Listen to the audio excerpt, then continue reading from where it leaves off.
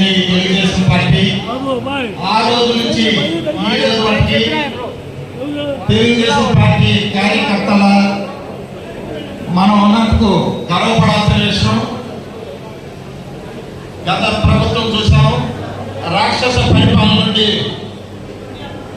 ఎన్నో కష్ట నష్టాలకు వచ్చి ఈరోజు చంద్రబాబు నాయుడు గారి నాయకత్వంలో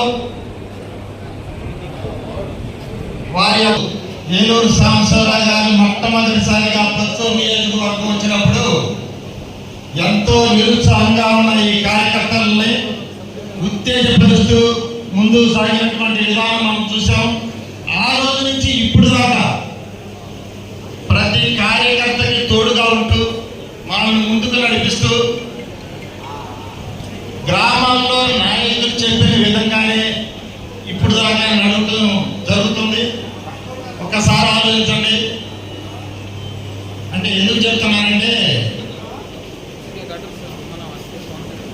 ఇప్పుడు ఈ గవర్నమెంట్ వచ్చిన తర్వాత కొంచెం మనలో ఏర్పడింది. ఇది వాస్తవంగా కాదా?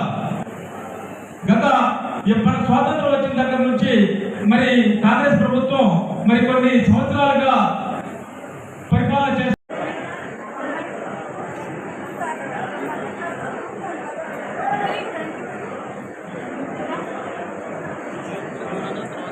పార్టిసిపేట్ చేసి మన సంఘీభావాన్ని తెలియజేస్తే ఆ రోజు చాలా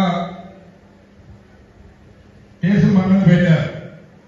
అలాగే పంచాయతీ ఎన్నికల్లో కానీ సాధారణ ఎన్నికల్లో కానీ దాదాపు 200 మందికి పైగా మన నియోజకవర్గంలో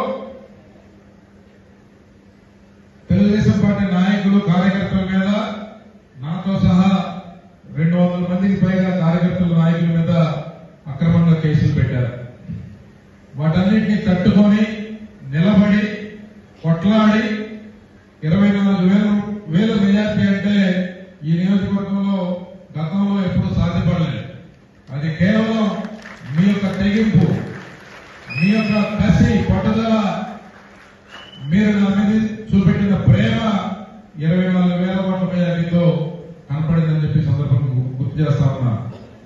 3 సార్లు మీ ప్రతినిధిగా నాకు అవకాశం ఇచ్చినందుకు మనస్ఫూర్తిగా మీ అందరికీ ప్రత్యేక ధన్యవాదాలు, కృతజ్ఞతలు మరోసారి తెలియజేసుకుంటూ ఈ